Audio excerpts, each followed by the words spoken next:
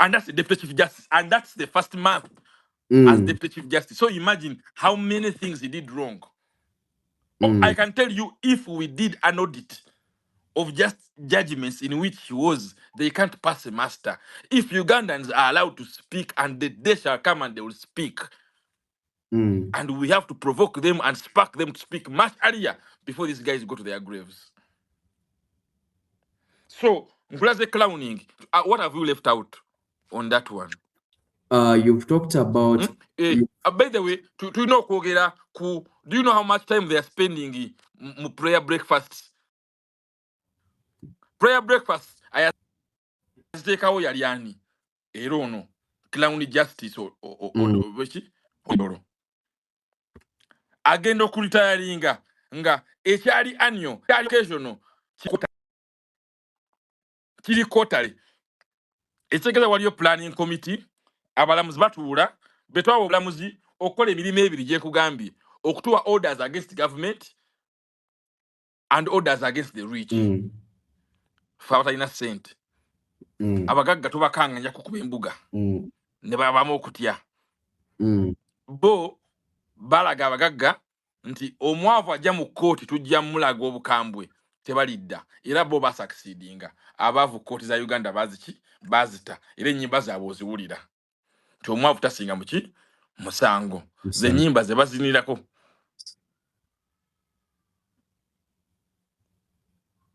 Interim orders, injunctions against government zo bazijjawo ate ne bowangulo against government kati bayisize etteeka muteri kyogikola judgment yo ogitunulako obutunuzi ng'essuuti gye wasikira. Government tekyakwatibwako era attorney general ne principal judge oyo bali happy nnyo noono kali afuuse chief justice as principal judge omulimu gwe buli lunaku yawandikiranga abalamuzi bonna abalala nawulidde judgment gye wakoze against government weegendereze biswaza government ebyo tukyabikkiriza. We must all converge and show the president that we are moving together with the NRM program. That is how the NRM will increase money for us. Buli omu afune emmotoka empya buli myaka ena. That's how, you know, government efune encouragement okutuwa. Tulina program ya kwegaggawaza kwewa bulamu bulungi. Sente azira ye Museveni tukendeze ku mazima getuwa abantu ba Uganda. That's it. This is how they talk. And this is the logic, and it's easy to see. So, clowning omulabye owa chief justice, clowning wa principal judge, ye muyitirivu nnyo. First of all, he succeeded Yorokamba Mwine. Ekitegeeza nti bwe yabuuza mu zita handover report, yalaba ng'oyo abaita kola misango. Mpozi yali yewa Katwebe bwe yanyiigira Yorokamba Mwine n'asalawo okweteekamu gye bayita family division ng'awandiika letters of administration. Emisango gy'abasika mu luzungu bakita identification. Temuli kyamaanyi kirimu okujja okweraga judge. Yegwe namwandu yegwe mwe baana mukanyiza ndaba wano makanyiza mu confirminga bye mwayogera ewa administrator general ne wa registrar kale letters of administration zizino Mungu abakuume byakola ng'ebyo kati naye ng'alaga mu registry mu system nti cases cleared ne bw'otunula cases cleared za kalani. This can be an AI activity. Are you getting me? It's purely clerical. No thinking, no judgment, just signing letters of administration, which must have twakitanga Kibukenya kisignature ekiraga judge n'erinnya kati egyo yajeewa asobole okusettolinga Katulebe kati bano bonna bakopa empisa ezembi obuyaaye zino emirala bino emisango egya. That's how the problem of political prisoners came up. You see, Justice Ogola, of all the mistakes they yakola, he had one redeeming case called Uganda versus Kizabe Besigye.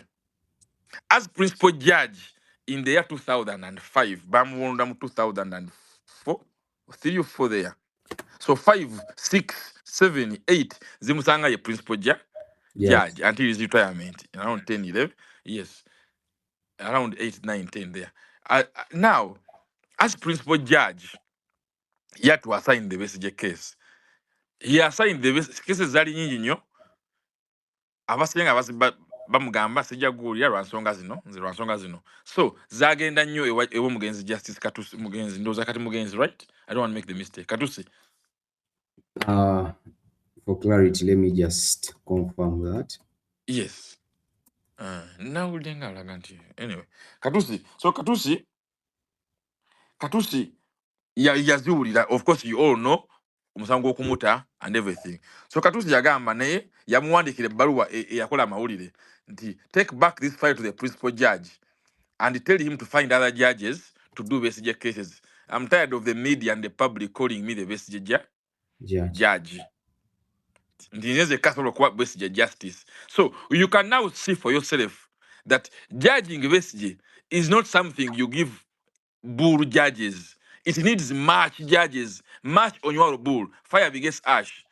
A judge who is ash can't give justice to BCJ. It takes a judge who is fire, like Katusi. We have moved from Katusi to Baguma. March Onywaro Bull. March Onywaro Bull as per Bosmikoti or team is what we have to. We should be able. Yali abuuza banne nti mmwe abalango, mmwe abacholi, mmwe abaana ba Gipiru ne Labong. Lwaki temusobola kwawula muliro navu? Abantu bano tubabulira amazima nti kati golivu. You are an ash judge. We want fire judges. Twice tubalabyeko tubamanyi. I know fire and I know ash. You can't convince me. When you put an ash judge to Mugani, all of us as Ugandans taliko Mugana. Anyway, what happened is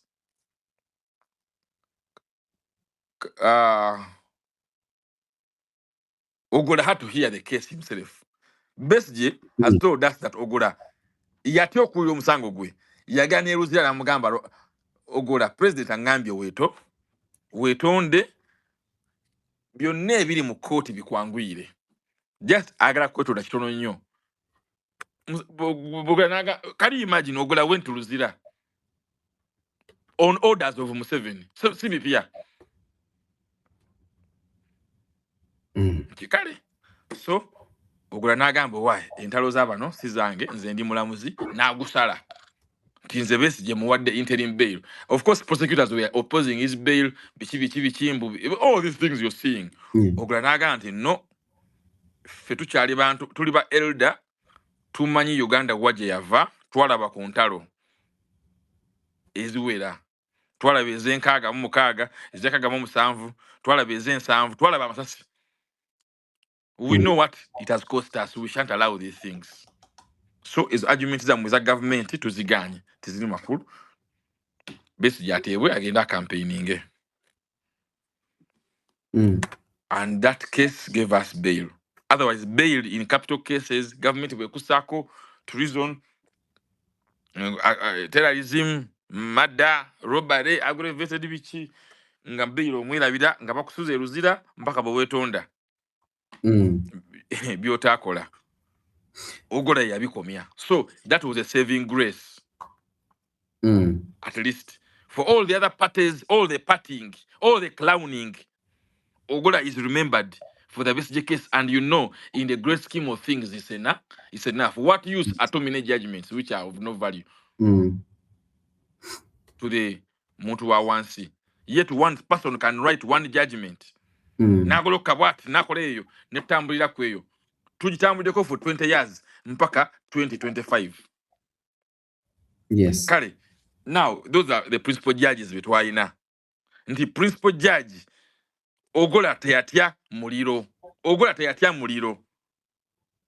Nti abodo yatidde omuliro gw'eggaba n'aguwa Alice. I'm going to give you the screenshot. Sagala nti olowooze nti ngimba kanjikuwe kati.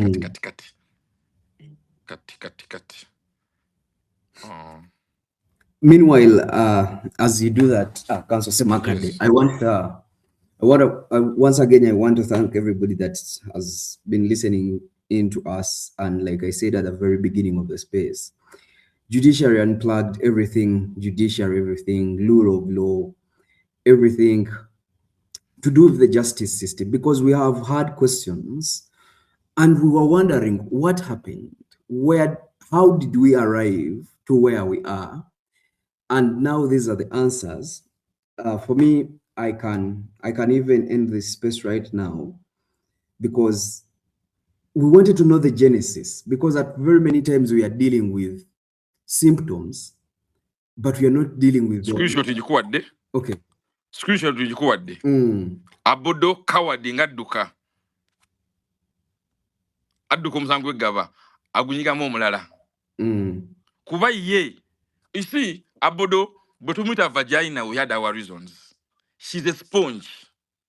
As you can see, President Buyamukubire Simu, when she got a microphone, she said it exactly as the president said it. Mugende gaba.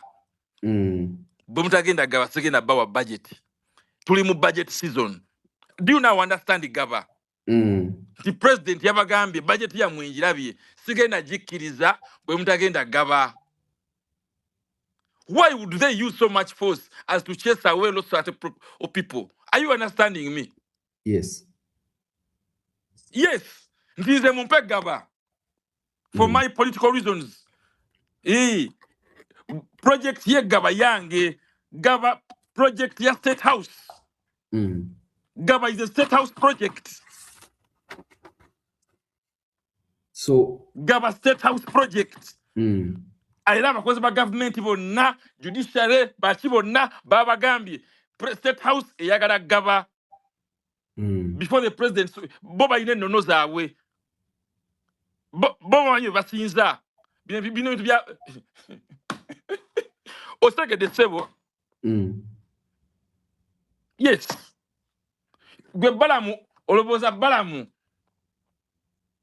ani yamutumye okugamba nti gaba.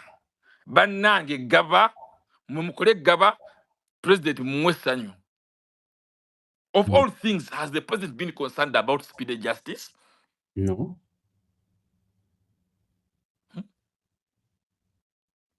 After 40 years is when he wakes up to be concerned about speedy justice? Before he's swearing in on May 12th? Isn't it all too convenient? Anyway, screenshot njikuwadde. Kakati, but I hope you have understood clowning. The job of a judge is to judge, not to go and launch.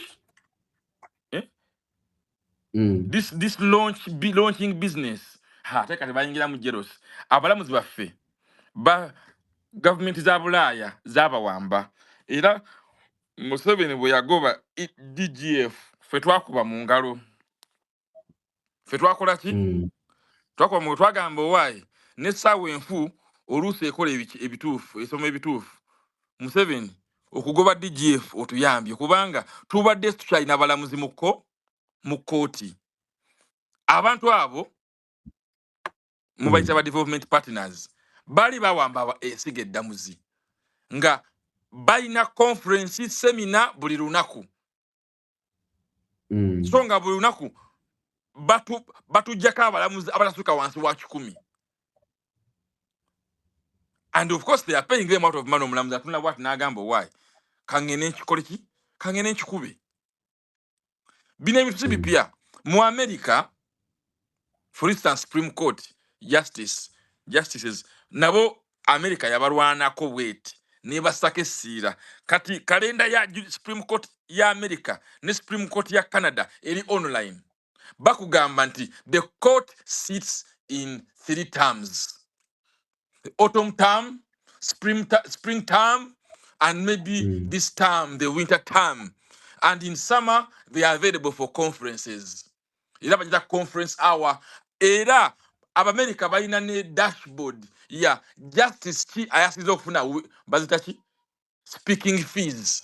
Because balanga sente zabafunye mu bantu ensali za musaala. nti bwe bampita okwogera Harvard bansasula bweziti naziranga kati America they like tables bakolanga tables Justice Alito ne Justice RBG omugenzi Rita Betha Rita Rudy bishi Ginsburg So Americans know. So in the Supreme Court of America, omulamuzi toyinza kumuyita kwogera during the time of the spring term. It's for hearings only. It's blocked out. Are you following me, Katongole? Yes.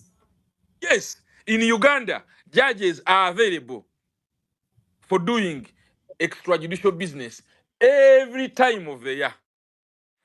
And the highest judges. So you go to the tip, few shots from the top. The Chief Justice of Uganda is available for globe trotting any time of the year. Even a country like Fiji can invite him and he picks up his things because, after all, Fiji can't pay him. But do you know how he does it? He charges Uganda. Uganda has a rate. Nti waba agenda. I mean, it will be embarrassing that Fiji msasula. Okay?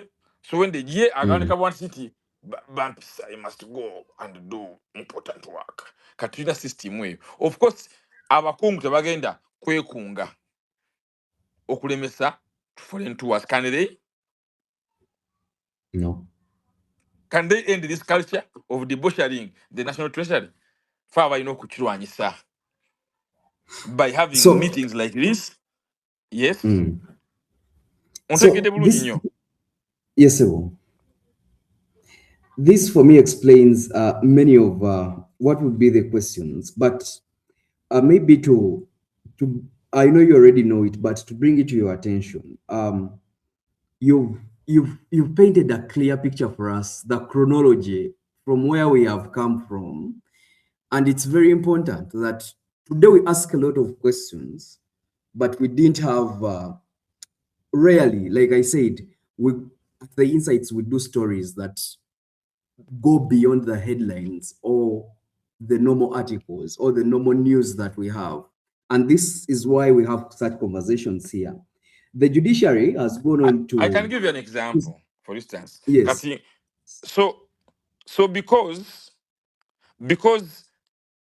of clowning in the top offices, Chief Justice, Principal Deputy Chief Justice, and Principal Judge. By the way, predecessors didn't clown. For instance, when the Mugenzi Constance Biamugisha was Deputy Chief Justice, I didn't even think you knew her. Did you? No. Are you getting me? She wasn't in your news. She didn't seek the limelight. Why? Because she was a judge at work. Abamulabanga kubatia mbuyo Deputy Chief Justice wa Uganda. I actually never knew a Deputy Chief Justice, even me, until I saw Omunyuwo Mwenge Kavuma, politician, Deputy Chief Justices, politician, principal judges, politician, Chief Justices have killed the judiciary. It is very important, and I'm shocked. Yes, go ahead. Are you saying that?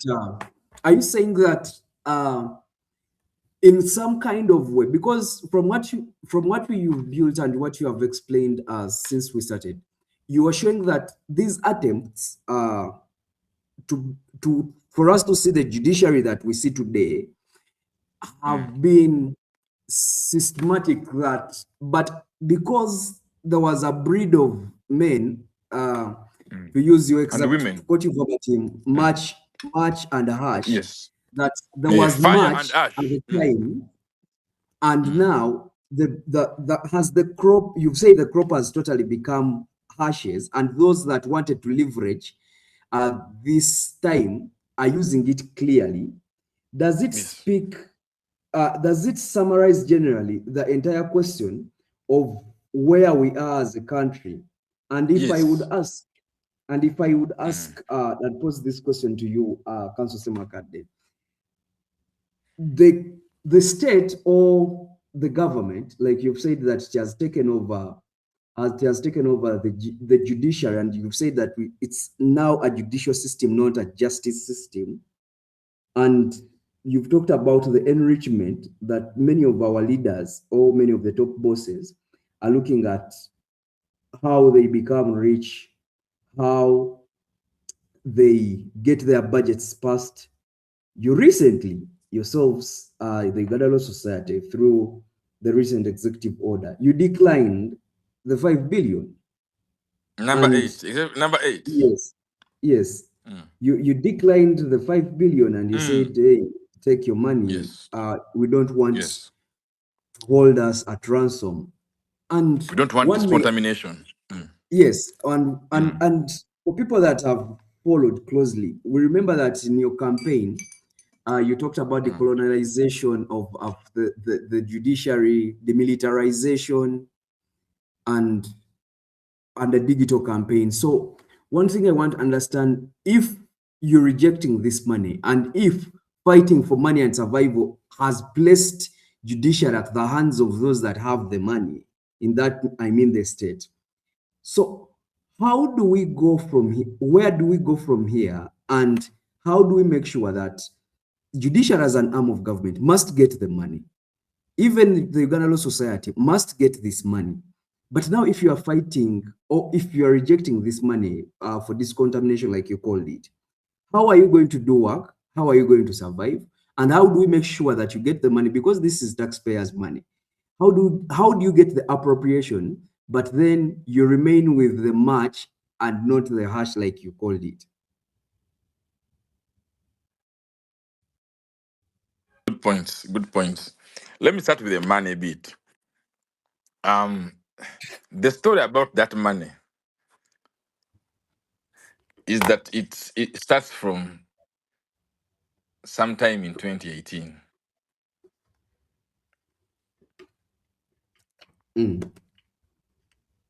Uganda Society had filed a petition to challenge age limit. Okay? And some people within the Uganda Society knew a thing or two about how that was viewed somewhere. So they engineered this appeasement policy. President Muite abanyiga ebiwundu era najja to tame, era mu article yange bagita the wrong man for the wrong job. Ojimanyi? I've not read that one. The wrong man for the wrong job. Chiriyo wachiwanuka is the wrong man for the wrong job. Jigiro, you know, we say mu link. Wanasoma wanasoma. Yes. So, of course, he had come to tame this spirit of a runaway bar, of a resurgent bar, of a community of lawyers who had been dumped into ash, discovering fire. So najja natukubako evvu eddala. Teyatuwa ssente. Yatukubako vvu. Naga mugira munaabe evvu. When you're clean enough, njabba wase ssente. Yajja natukubako evvu. He poured ash on us. Naga kati, I will know when I no longer see ash on you. When you're very clean, I will know, and I will say you've been very good boys and girls. Now here is money, and that if you fall into that trap, it can be a generation and a lifetime from some. Nga bwe mugenda yagamba amushayine vu era Fiona Wall yagendayo kuzisaba in the year 2020. President n'abatuuza n'abagamba, nzijukira bulungi bakola report mbu mwe balooya bwe muteefuge bwe mutaabe ku human rights ne rule of law, nja bagoba mu oil sector. Ndita abacuba nja bagoba. You won't touch my oil. So ne bakomawo ne bava ku program ya rule of law. The president yatunyigidde nnyo awasinzi twamwetondedde. Kati ne tubeera nga tuli ku trajectory ya kwetonda. Ye alironda lwalisiima nti mwetonze ekimala kati kambaweku bagiya.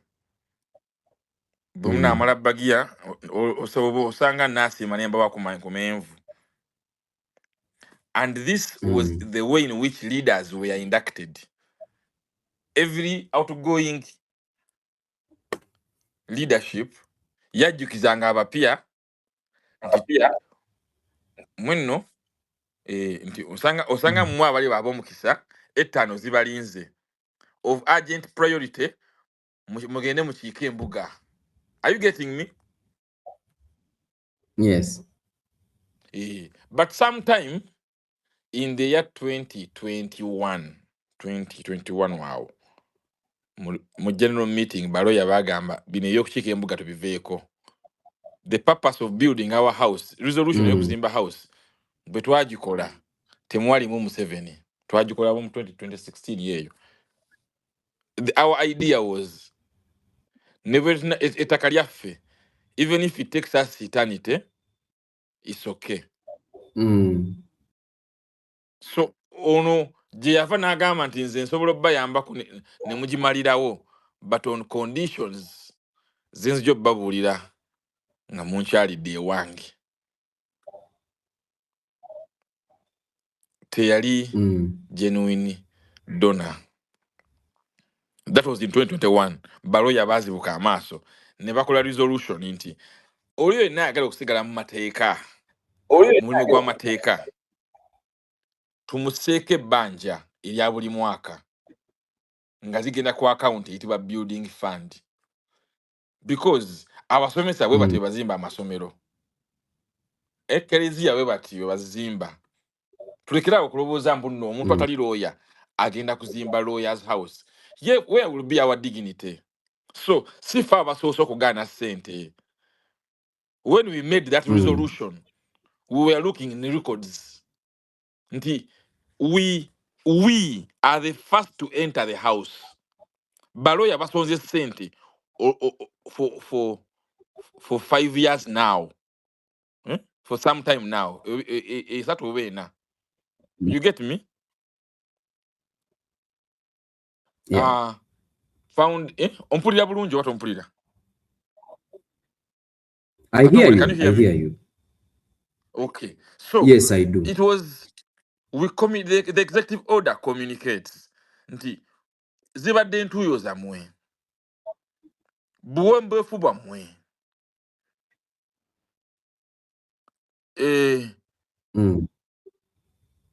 bulungi bwansi, omutima gwa bulungi bwansi ogwammwe so ogwaffe. Resolution gye mwakola okwessaako ebbanja, okwessaako akazito kano nga temutunulidde balala. It was wise. And it's important tubajjukize nti mutuuse ku stage makula. Learn from this as the example for future resilience.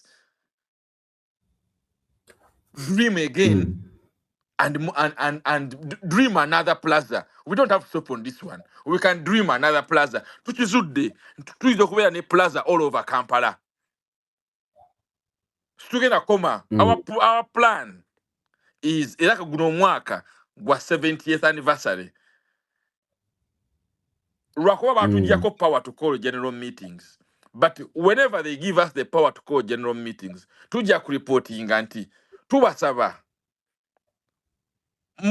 musamuninga omutima gwe gumu guli tuzimbe plaza endala. We have seen something that works.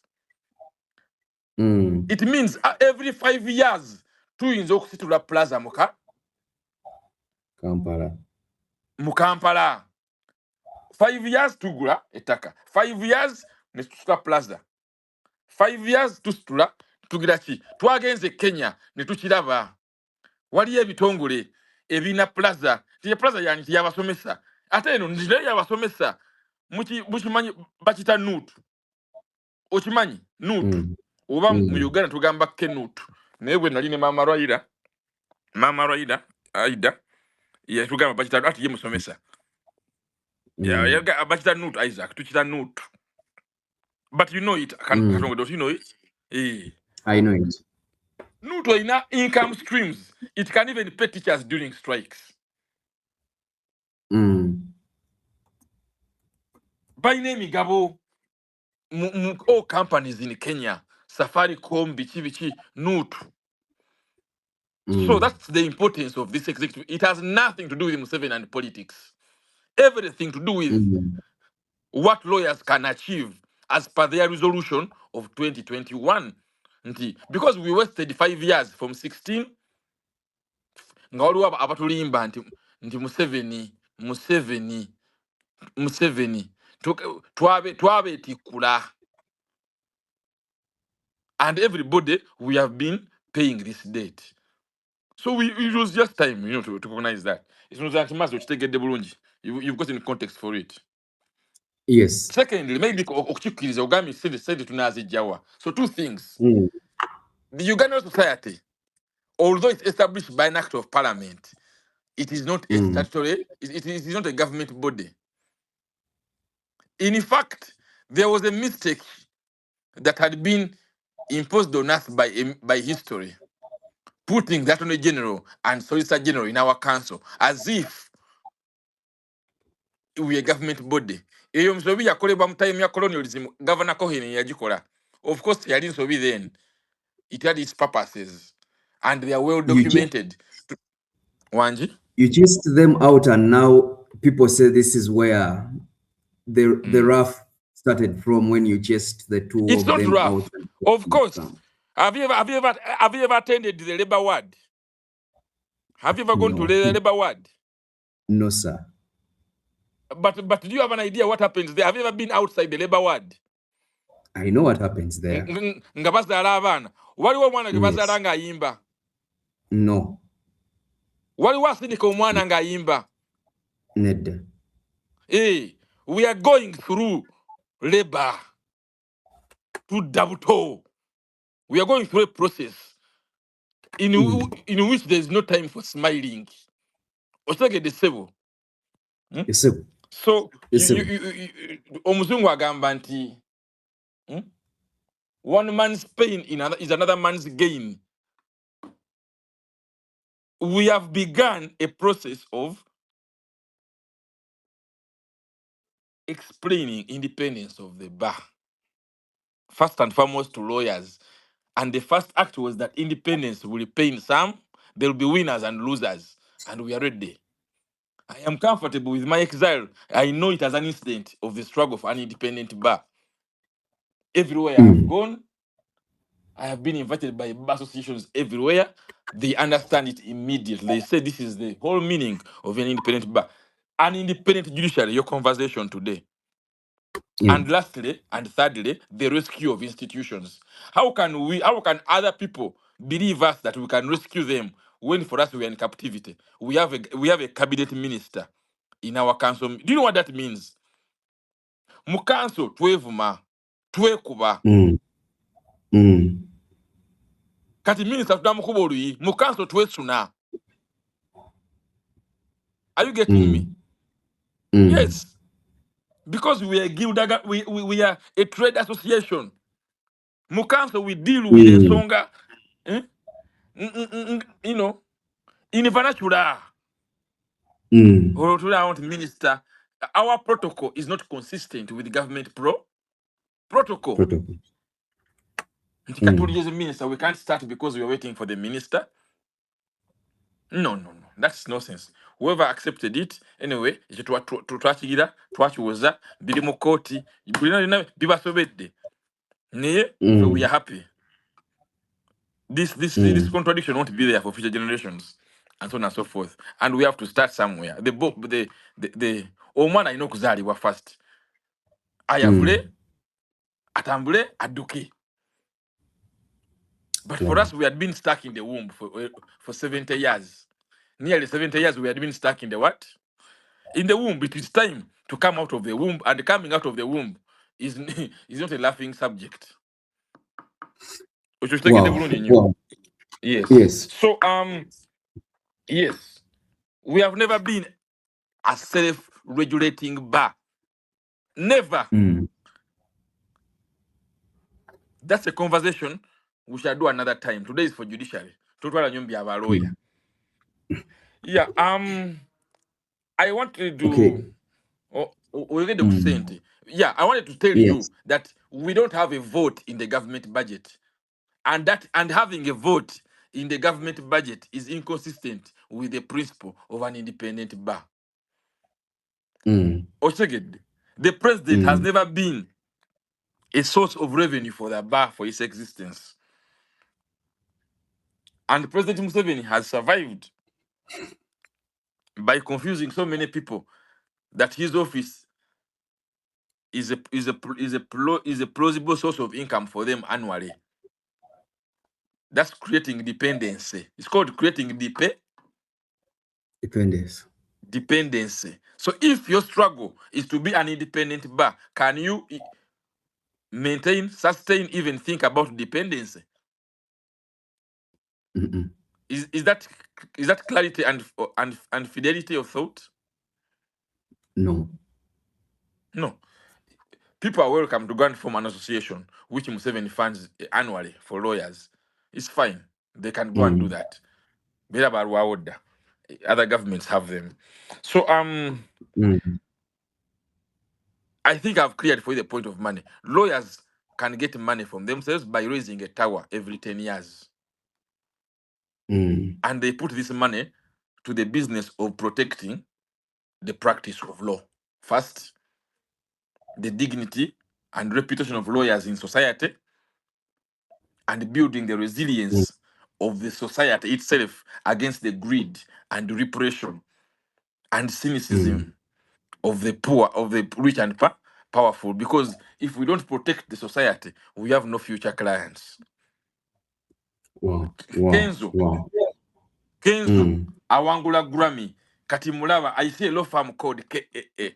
I'm representing nga National Federation Chairman. But where was KAA? Kenzo nga talina ngatto. Mm. Eh? Where is KAA nga basiba ba TikToker ba Mm. future Kenzo nga tujiraba lwaki representing nga afuuse Grammy Award winner Mm. untegedde. Mm. Where are they when Gravity Omutuju is being banned if they are sincere? Mm. I have these law firms zendaba and it is Mm. IP communications bichi talent bichi muri wanga Mm. talent bagityobola. They want to associate with winners only. So, because most of our lawyers want to associate with winners only, the law society Mm. charges them a tax, and they know Mm. it. They know its purpose. Only stupid lawyers don't know it. KAA will not represent Panado, Ayimba, Oluyimba, Ensolo Yange. Mm. Jango nzino omukira. Albamu ye ndozo ogimanyi. Albamu ya Panado ogimanyi. I've listened to Baby some of. Water. Mm. Mukube Peva. Mm. KAA will not represent Mukube Peva. It is the law Mm. society that is supposed to tell Mukube Peva toziza muki musango. Era jangu law society. Mm. Are you getting me? I Now, get you. where do we get money to represent Mukube Peva? Mm. We made a our ancestors made a resolution way ahead of us in Mm. 1990. Well, then Yeah. that there should be a legal aid project for the law society. Mm. We should have presence all over Uganda. Uganda. That presence is significant, if only to serve two things. Number one, to Mm. deepen the rule of law. Do you know the industry called insurance? Yes, sir. How does it fare in terms of penetration? Does it have rural penetration in Uganda? Not that much. Does it even have sufficient urban penetration? No. Does it have penetration among graduates? To a smaller It extent. is struggling. Yes. We can also be in the same situation. There's nothing special about us. People can reject lawyers, and judges and go about their things on their own. When I have a problem, I go to a warlord. Tugende wa sobi. Sobi ya kolako. Njagende wa sobi. People can go to sobi. Nga sobi ya banja. And some people don't use lawyers okubanja. But bakusa sobi. Are you getting me? You know mulaba movies. Mulaba jibaita protection system in the mafia system, in the mafia states. And you pay KCCA and pay us.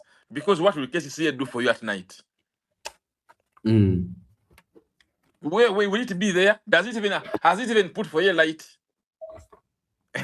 So you pay us. We own this place. Can you do business in Nansana if you don't pay Nansana People's Police? No. You can't. You can't. So on that very one, Council, yes. you are saying that Yes. where we are right now, we are the judiciary and the rule of law are surviving already on oxygen, but its death is where people will decide to do away with the lawyers and decide to do away with the system, and then they handle things in their own way. They have already started. You speak of it as if it's the future. It's already here. It's already here in many ways. It's already here. Some people, for instance, when they are in legal problems, they go to State House. Some people, if they have a problem with you, they call a State House unit on you. They call URA on you. URA is available for hire. URA charges ask different rates for the same thing. So people are already there. The rule of there people are already there. People are already taking the law into their own hands. Even the most intelligent, even churches, they're already there. Don't speak of it as it's a futuristic thing. We are but we are fighting. It's a testament to our struggle that you still think that eventuality is far ahead. We are worried. The essence why we declared a radical new bar is because for the first time, when we are campaigning with our colleagues, we said, but let us speak reality to each other and to the people of Uganda. I wasn't very innovative in what we did. I simply said, look, we are going to take the position that law is but 1/3 of the name Uganda Law Society. We have to ask ourselves, have we been fair to Uganda society? Do we have dates to Uganda society? Let us do the ledger and, calibrate. And we have this conversation. And that's it. So, our money comes from you people. Yes.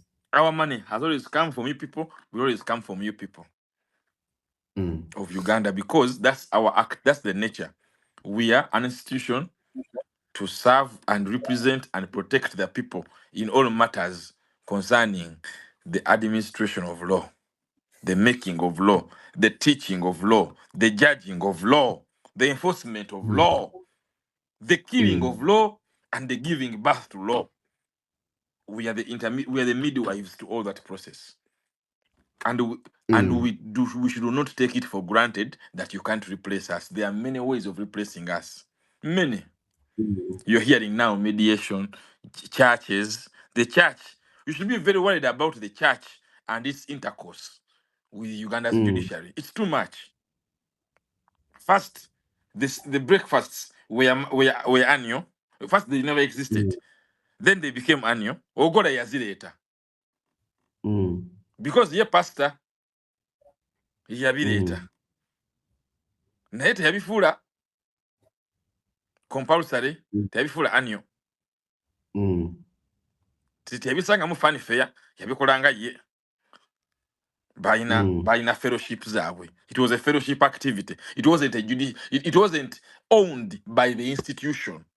Judges have a right to freedom of worship as individual judges and in their clubs, but not the institution.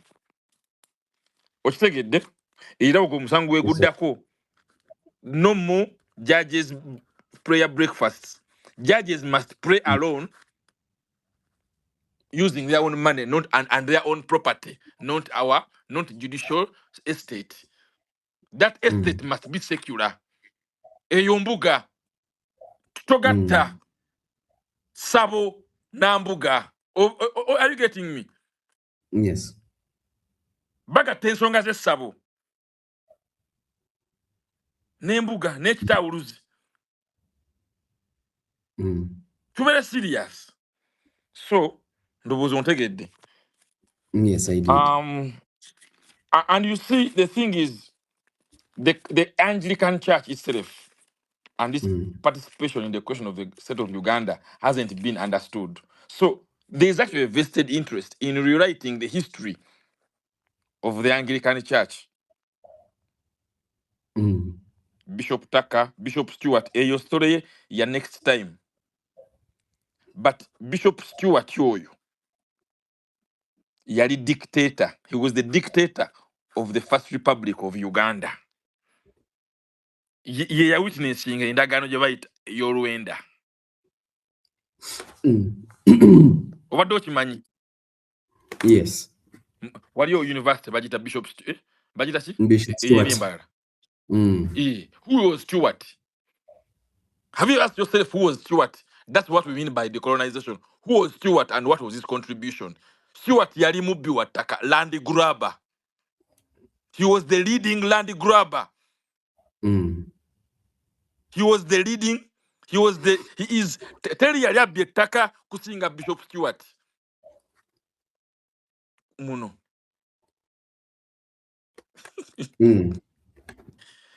Na recruiting attaka. Ne babbe ettaka ne family zetumanyi eza zetujjo, over time mujja kumutegera history ono. Kati they now launder this reputation through our institutions like the judiciary. Do you understand this now? We are unplugging judiciary. Why does the Uganda judiciary think that all of us will live in the now, in the futility of the now? It's just mere prayer and no other symbolism is involved. No.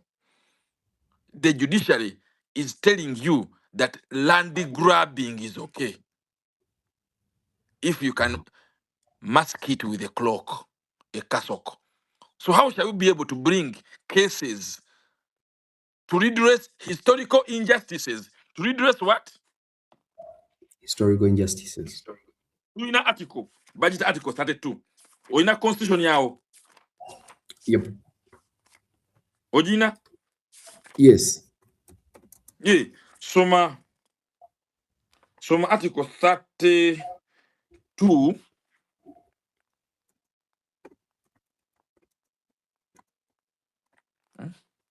Historical injustices 0. This one comes closest. Laws, cultures, customs, and traditions which are against the dignity of women and their women. There shall be a commission. Historical injustices.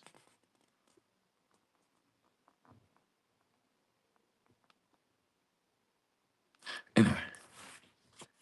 But you get the idea of social justice. Yes.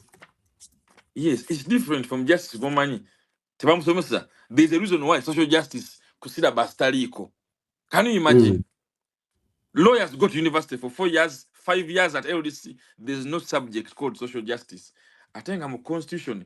That was the purpose of making a constitution. Constitution again, I'm preamble.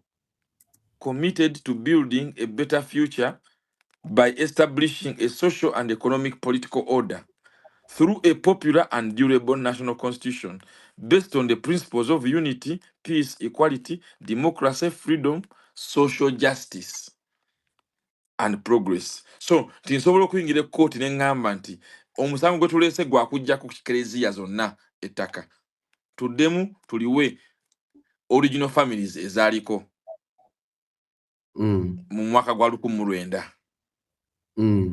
How will the judiciary see that case when it has a contract to pray with the church 4 times a year, and now they want to make it monthly? Are you understanding, Mr. Now? Are you there now? Yes, I feel the relationship. Yes. The incestuous nature of the relationship. Nebirala bingi. But I think the judiciary is seeking penance. There is also something that is cultural and inevitable about it. Nti bw'okola ebikolobero ebingi, you have the greatest need for penance. You know penance? Yes. I used to volunteer for Hospice Africa. Dr. Mary and Anne Merriman omanyi. Bambi bamuziika, I missed exile. Anyway, Merriman. Emakindi awo omanyiwo. It was open. I don't know. I was representing reflexologists. Yes. Then she knew us from there, and she sent for us. She said, "Abana abo mbalete natugamba reflexology is important for people who need hospice care, terminal. So government's decision to ban reflexology has hurt us also. Yet for us, we don't offer it for commercial purposes. They are concerned with those people who are trading. How about us who are saving lives? So natuwa affidavit. Nagaro gamba, Minister, the minister is my friend. The minister is my friend. I'm going to debate this with him, argue this with him. You know, very strong Irish woman.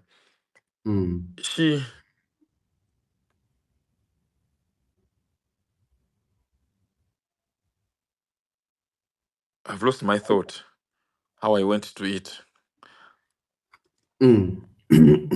Penance, yes. So when we were volunteering, at the hospice, we learned special needs about terminal. So the people, pain could go away because people have repented. And I'm not trying to take penance, but we will take penance. Are you getting me? Yes. People wanted to, some people I was a good writer, for instance. So for me, my skills had been writing, listening. And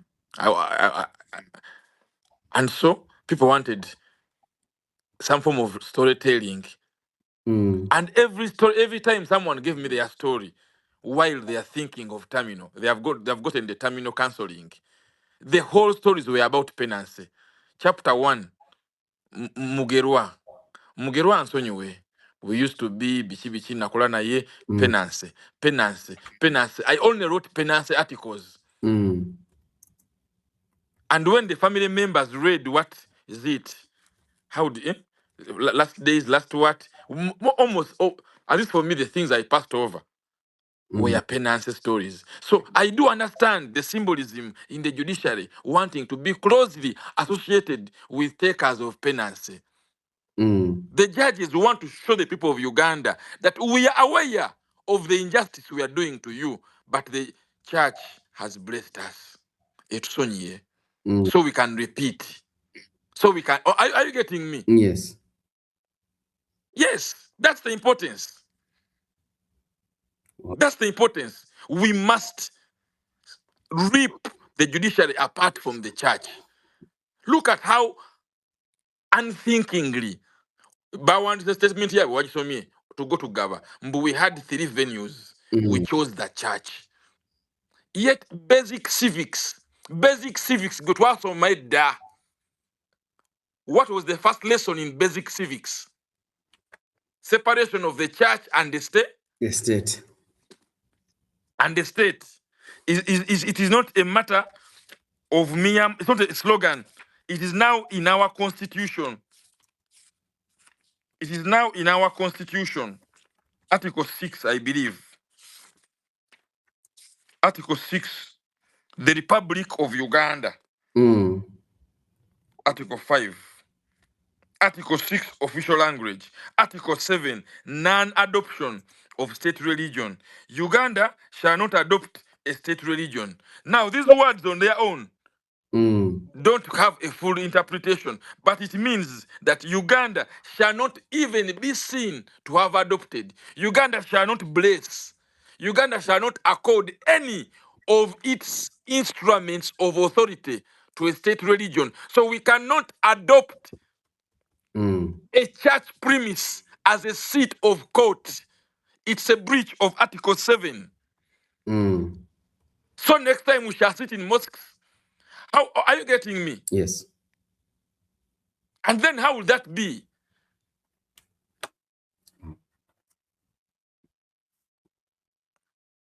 Okay? People are so concerned about Abana. We are concerned about Abana Abafa. We are concerned. I mean, I'm raising a baby in exile. Daily I'm babysitting. I'm concerned. I'm concerned. I see my son run to school. He runs. He runs. He runs to catch the bus. He runs. Daddy, you're slow. You're slow. So I'm concerned. I know. But you see, if death has happened, death has happened. The dead have no human rights. The dead have no human rights. Human rights are for the living. That's it. No. Yeah. Sizafe. It was government yazileta. He signing the instruments. Our duty is to show you these nono zibanyike muzitegire zifuke nono ezamwe kubanga ezamwe mwazivako. That's where I told you. Whereas you had prepared for a conversation in English, we have discovered today, after following all your conversations about Gava, that we have been going about it wrongly. You don't understand justice conversations conducted in English. Mwelimba. If judges can't understand judicial principles because they're in English, then we have to decolonize. And I thank you for accommodating this reverse of logic on your spaces and insights. So nkulaze clowning. Yes. Kati, it is not coincidental that whereas Owinidolo was a reluctant clown, Owinidolo had trauma. He has several traumas. Owinidolo desired to live out his time. He is a very good lawyer, by the way. He's a very good lawyer. He was a very good lawyer. That one, but he joined politics and he saw himself in a career. Owinidolo sees himself as presidential. The North, Jukiramu North, Bebasoko quarter state power. Yes. So his dreams was that by the time he's where he is, they would be in a state house. Are you getting me? They never saw themselves having to compromise with Museveni, for funny jobs like being a judge. No, he was an accidental judge. Baba kuba kalulu during Besige's return. Besige Owinidolo awangula highest credibility and publicity in the Juba talks. Do you know the time? Ne Mao. Bakomawo n'engabo. Ate sibe bagenze mu Galamba. Ne balaba omuki omuyekera. That's where his story starts. Museveni namufuula northern minister oba biki and what? Yeah, ne balumba Kampala nga the boys abaliko. Munange politics is funny. Within 18 months something happened called what was it? Ajagenda. Musajja yakomawo okuva Pretoria and the country ran mad. And what happened is all these people, politicians in the north, were rejected. Olanya was thrown out of parliament. Olanya yali move of term limits. Bam punishing, bam kolako emikolo ewabwe. Owini Dolo out of parliament. Bonna bonna ne babagoba bonna, and there was a whole new breed of firebrands. Owini Dolo has never recovered from that loss. They became very broke. Ateba ina family nene, lifestyles nene. They began benching for some Muslim bachita senators, some any job. Owini Dolo is a good lawyer, he's a good debater, bamulaba. Bamukozesa ogende galamba ne bamuwa obulamuzi. N'abeera omulamuzi omulungi. At the High Court, he was fantastic. Court of Appeal ne kugamba omuyaye Kavuma n'amuyigiza obuyaye ne basanya emizannyo gyabwe. Emizannyo egyo n'agitwala ku Supreme Court. Ku Supreme Court there was a no-nonsense judge called Esther Kisaaki n'amugamba emizannyo egyo tugimanyi wantu ojja kulirawo nguzi. Kati bino 2021 is just the outward picture gye mulaba, but the problem was there. Until me here, you are lazy. And so on and so forth. Biwanvu. Nyine yakugambye nja bikuwa. I will unplug for you. Wow. The problem is temuyina budde. Mwagala nnyo okwebaka biki.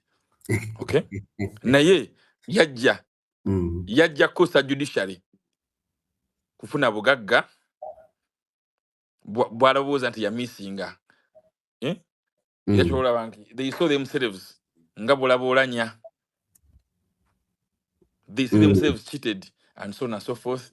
Ate kati ye yagala nnyo okubeera chief. Jjukira nti abantu b'engulu bamurejectinga. At a time he thought he should be embraced as the peacemaker. Era kati olaba awandiika ebyo mbu his life project nti peacemaking. Biki peace. Kugamba the legacy is at peace. But he's not a peacemaker. How could Isaac Ssemakadde fail you to do peace with? Nze bwe yampita ewuwe nga nagenda ne India. Nandiganye.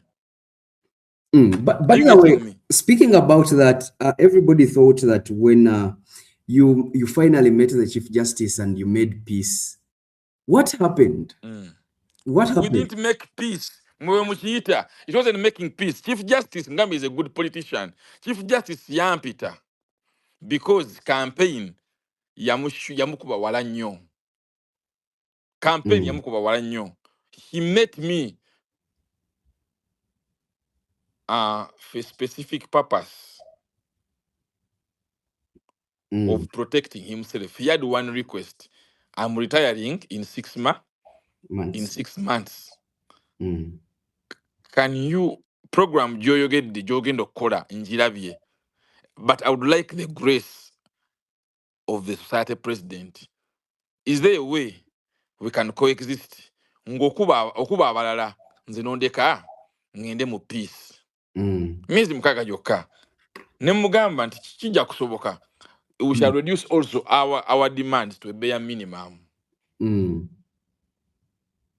Ozitunuleko. Bobikolako ebibiri. We can't even mention your name. It's as if you were never here. So when you look at it, that is very smart politics. He worked a lot since I ate. He worked a lot to find out who will convince me. Naita Mujimara. Because yanda banga Jimara, yanyanjura ogende acholi. Naita mu office ya Jimara, nampa obukadde bwa sente million 3 netugenda. Kati namanya ate Jimara lawyer we. Isaac abatero how Isaac omutwalo otya no mwanjula. Mukero kwa no mwanjula mba chiefs. Akwata ate erinnya. So olina amunyonyola nti munnange. Bintu zino bintu bya bba. Waliwo ennono Isaac eyanfuula president. Isaac amanja zitasobola muddiza. Without Isaac sandibadde president. Bakola etteeka mu 2015 nti okubeera president wa society olina okubanga obadde mu practice emyaka 2. Owulidde? Basempeebwa bwe tubakuba nso bagamba bamugite ebere democratic ne bagamba mwagala amateeka amalongoosi buli omu gamanyi ne bagawandiika condition number 1 okubeera president 20 years ze zimu neza chief justice olwabuuza lwaki ne bagamba mbu you see you should be the same rank as chief justice ate ng'olina okusasula non-refundable fee ya $2 million. So which lawyer has 20 millions to spare okuwaayo non-refundable just for the owner of a title, a job which has no salary? So they were limiting the what is it called? The pool, the candidate pool, to a countable number of people who know each other. Era nga baggwayo we baddako. You go through them like this. Wow. Ayagenda mu court okukiwakanya. Mu society yonna yali ssemakadde. Only ssemakadde went and challenged these people. Kati when challenging, they didn't expect me to win. They expected that there was some manage justice. Omusango bagukwasa omutabulik. Justice Nyanzi. Yasini n'abagamba guno togwetaka kuwoza. Nzikiriza n'ebyomulalu byaki. Byayogera. He has you by the balls. Those were his very words. If you see muwemuzi ne yagamba nti ssemakadde ng'abanyiza ebinege. Muddeyo mutuule naye mubeeko bwe mutukukako because you don't want also a justice to squeeze on nti ono abanyiza already kati muze wange nange ngenda bagattako bugasi because your laws are just bad. They're just bad. There has been yagamba mbu in the history of the legal profession there had never been a president with those requirements on that ground because yali mu affidavit. Yes.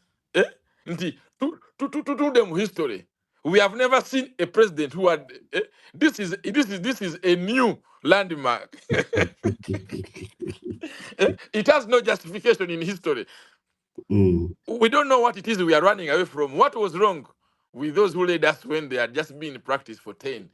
And what's wrong with 19 years? Judge Byabagamba. What's wrong with 19? What is special about 20? What's wrong with 18? What's wrong with 17?